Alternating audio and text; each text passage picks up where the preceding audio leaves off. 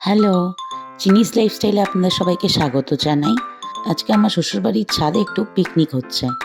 সবাই মিলে, ঘরের সবাই মিলেই পিকনিক করছি। আমরা, আমার শ্বশুর শাশুড়ি, আমার ননদরা আর আমার মাসি শাশুড়িরা আছে। বেশি কেউ নেই।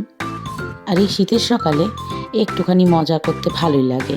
শীতের সকালে বেশ একটু পিকনিক হবে। পিকনিকটা এখন ভুলেই গেছি, পিকনিক হয়ই না। পিকনিকের চল এখন কমে গেছে। যাই হোক, এইটা এই শীতে আমাদের প্রথম পিকনিক। রান্নাটা ঘরেই হয়েছে, শুধু ছাদে বসে খাওয়া দাওয়া করেছি দুপুরবেলায়। এই দেখুন, ছাদ থেকে আমাদের বাড়ির উল্টো দিকে ফার্মের দৃশ্য। বাড়ির উল্টো দিকেই বড় মাঠ আছে, ফার্ম আছে। এখানে এগ্রিকালচারাল অফিস আছে, ধান্য গবেষণা কেন্দ্র। এখানে দেখুন চিনি কি খেলাই না খেলছে, খেলতে খেলতে একবার তো পড়েই গেল।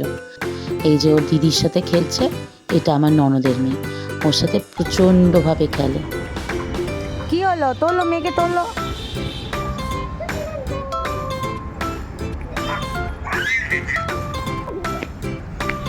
এই যে খেলতে খেলতে এখন ওরা হাঁপিয়ে গিয়ে শুয়ে পড়লো। আবার এক্ষুনি উঠে যাবে, উঠে আবার খেলতে স্টার্ট করে দেবে। এইভাবেই দুপুরবেলায় আমরা খুব আনন্দ করে কাটালাম, খাওয়া দাওয়া করলাম, বাচ্চারা একটু খেলাধুলা করলো। তারপরে আমরা বাড়ি ফিরে আসি। বাড়ি ফেরার পর আবার বিকেলে ননদের বাড়িতে নেমন্তন্ন ছিল, তো ননদের বাড়িতে গেলাম। সেখানে চিনি আগেই পৌঁছে গেছিলো, তো ওকে আগেই পাঠিয়ে দিয়েছিলাম। গিয়ে দেখি তো প্রচণ্ড খেলছে, খেলতে খেলতে ও হাঁপিয়ে গেছে। আর খালি রান্নাঘরে যাচ্ছিল ওর পিপির কাছে চাটনি খাবে বলে। চাটনি পেয়েছে রান্নাঘরে, শুধু চাটনি খাবে। ও প্রচণ্ড মিষ্টি ভালোবাসে, চাটনি ভালোবাসে, পাঁপড় ভালোবাসে। আর ওর পিপি ওকে খালি চাটনি খাওয়াচ্ছিল।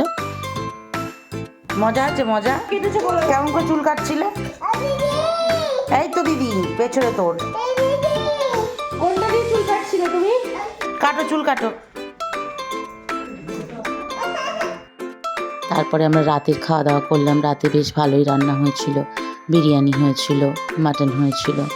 তো আমরা খাওয়া দাওয়া করে তারপরে ওখান থেকে রওনা দিয়ে বাড়ি ফিরে এলাম। এইভাবেই আজকের দিনটা কাটালাম। আশা করব আপনাদের এই ছোট্ট ব্লগটা ভালো লেগেছে। যদি ভালো লেগে থাকে তাহলে সাপোর্ট করবেন।